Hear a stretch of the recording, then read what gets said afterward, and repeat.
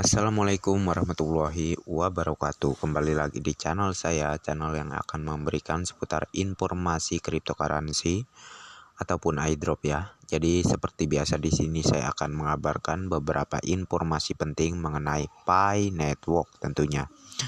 Namun sebelum saya melanjutkan, jangan lupa untuk like dan subscribe-nya, dan jangan lupa juga aktifkan notifikasi loncengnya agar setiap saya mengupload video terbaru saya, tentunya Andalah yang akan lebih awal menerima notifikasi dari video saya, oke?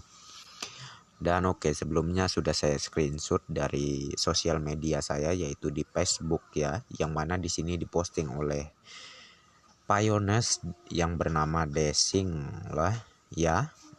Lalu keterangannya di sini, pertemuan 400.000 orang pada waktu Kopdar Akbar semalam.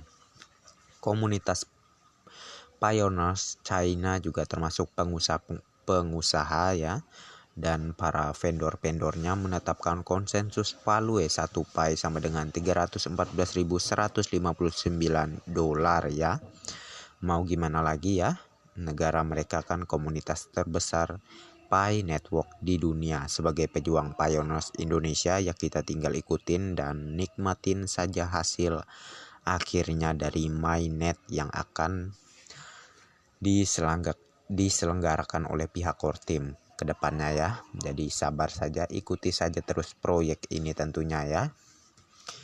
Dan satu hal, kesuksesan hanya untuk orang-orang yang selalu sabar dan orang-orang yang terus berusaha tanpa lelah.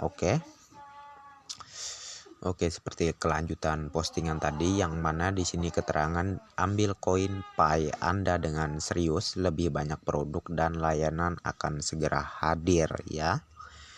Jadi ini sangat luar biasa sekali ya. Dan di sini diposting dari grup Pi Network Indonesia bersatu. Jaga koin Pi Anda karena Pi mahal. Sebagai bukti belum ada harga, sudah banyak yang berebut ingin mendapatkan Pi setiap hari. Jaga Pi Anda dari mereka. Ya, seperti yang kalian lihat di layar lah ya, yang mana beberapa orang ataupun beberapa pioneers mencoba untuk membeli ya dari pioneers lain agar mereka menjual koinnya ya, dengan tentunya harga yang sangat murah sekali.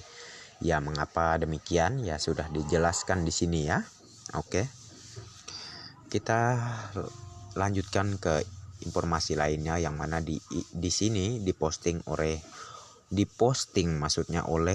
Picoin ya. Jadi keterangan di sini, Reuters melaporkan bahwa Ketua Federal Reserve saat ini bersama pendiri Pi Network di Universitas Stanford, konferensi solusi moneter ya internasional. Menurut situs web resmi Reuters, Amerika Serikat, Inggris ya, Jerman dan Prancis akan menjadi tuan rumah konferensi penyelesaian moneter internasional di Uni Eropa ya. Rencana utama pertemuan ini adalah dengan Amerika Serikat, di mana Pi dikembangkan oleh tim Stanford ya, dengan blockchain sebagai teknologi dasar. Jaringan mata uang digital termasuk dalam unit kompetisi area perdagangan bebas Uni Eropa ya. Inflasi yang disebabkan oleh stagnasi ekonomi banyak negara akibat epidemi ya telah berdampak pada perdagangan internasional. Menteri Ekonomi Perancis mengatakan Uni Eropa akan mencapai kesepakatan dengan Amerika Serikat untuk meluncurkan teknologi blockchain. Zona perdagangan bebas internasional mata uang penyelesaian umum, dan menyatakan bahwa mata uang tersebut hanya digunakan untuk memfasilitasi perdagangan antara negara-negara anggota WAO ya, dan tidak akan berdampak pada dolar. Menurut laporan, Amerika Serikat akan bertemu dengan anggota Uni Eropa dan aliansi untuk membentuk Pi Network di Stanford untuk mengeluarkan aturan yang benar spesifik ya. Jadi ini sangat luar biasa sekali, yang mana perkembangan Pi Network ya, yang tentunya banyak didukung oleh orang-orang yang tentunya orang-orang yang tidak sembarangan lah ya. Seperti keterangan yang sebelumnya saya bacakan dari awal sampai selesai ini ya. Tentunya kalian bisa mengambil kesimpulan lah ya terkait ini. Oke, kita ke informasi lainnya, yang mana di sini diposting oleh Pi Network Indonesia Community yang dibagikan oleh Amir Fakri Nasution ya. DNA miskin. Adakah yang percaya bahwa kemiskinan itu juga ditentukan oleh DNA? Tanda tanya ya. Tentunya itu hal yang tidak masuk akal dan susah dibuktikan. Bagaimana DNA bisa berpengaruh terhadap rezeki seseorang? Apalagi dalam kehidupan kita mendengar ada kisah beberapa orang yang sukses merubah hidupnya yang semula miskin menjadi kaya. Bukan hanya kaya, tetapi kaya raya ya, berhasil menjadi konglomerat. Oke.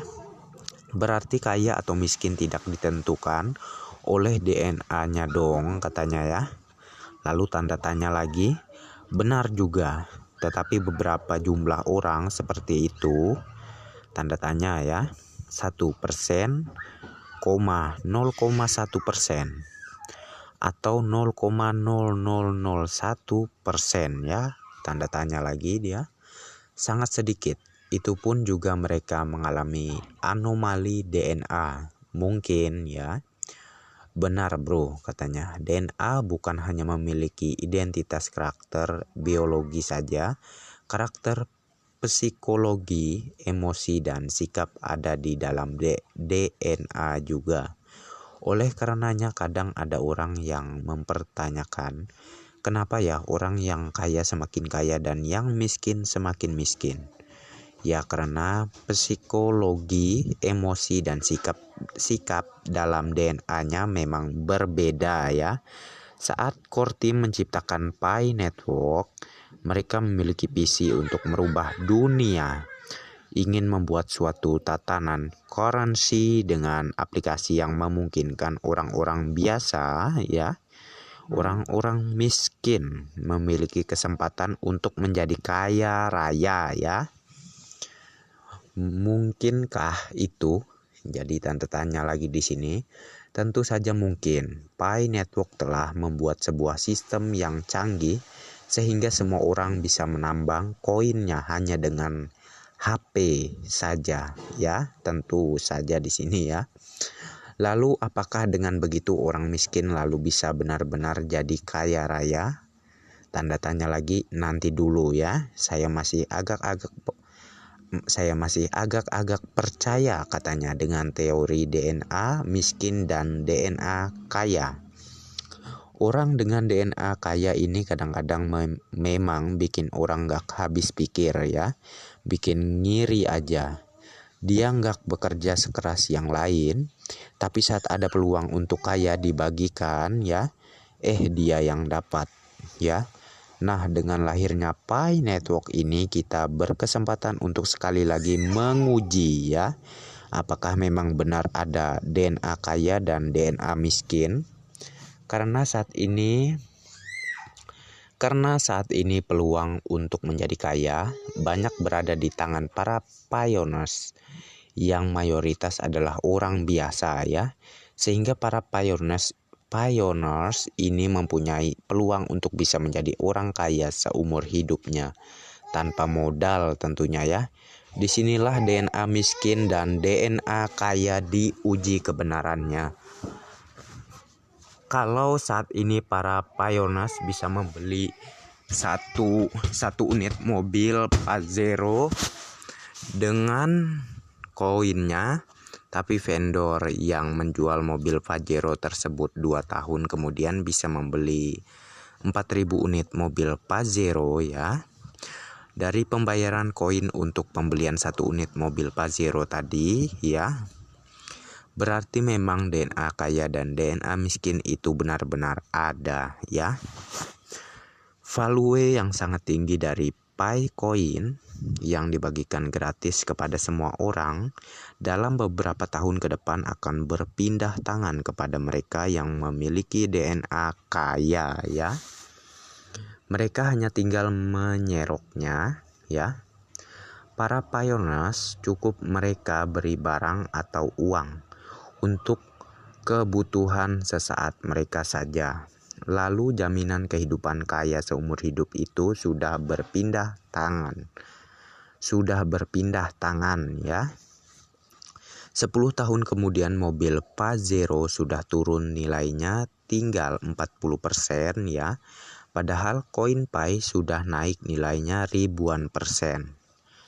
Kira-kira betulkah DNA kaya dan atau DNA miskin itu benar-benar kenyataan ya, tanda tanya di sini lagi, ataukah hanya mitos semata? Lalu tanda tanya lagi. Kita bisa tanya ke diri kita sendiri dengan bagaimana kita menghargai Pi Coin kita. Salam petir ya di sini. Jadi seperti yang saya bacakan tadi ya, insya Allah kalian bisa dapat lah ya memahami maksud dari apa yang saya bacakan tadi, dari sebuah postingan yang tentunya dibuat oleh seorang pioneers yang sangat luar biasa sekali ya, yang mana dia membuat suatu pandangan mengenai Project Pi Network ya. Jadi ya intinya dari saya sih ya, tergantung kalian mau bertahan ya oke, mau enggak ya oke ya. Merubah nasib itu kalian ya. Ingin nasib kalian berubah ya itu kalianlah yang menentukan. Jadi usahakan ikuti kata hati ya. Usahakan ikuti kata hati. Jangan mau di balik-balik ya, ataupun seperti halnya kalian berlayar di tengah laut diombang-ambing oleh ombak ya. Seperti halnya kalian yang sering dinyiri dan dibully ya, ataupun diwas-wasi oleh orang lain, jangan dengarkan. Fokus saja ke apa yang kalian kerjakan, dan tentunya yang akan sukses kalian bukan mereka yang kerjaannya cuma membuli kalian. Fokuslah dan yakinlah, selalu berusaha dan jangan lupa juga diselingi dengan doa, oke? Dan oke lah ya, terkait informasi Pi Network saya cukupkan sampai di sini saja, dan terima kasih sudah mampir di channel saya ya. Dan tentunya jangan lupa untuk like dan subscribe-nya. Dan jangan lupa juga aktifkan notifikasi loncengnya agar setiap saya mengupload video terbaru saya, tentunya kalianlah yang akan lebih awal menerima notifikasi dari video saya ya, oke?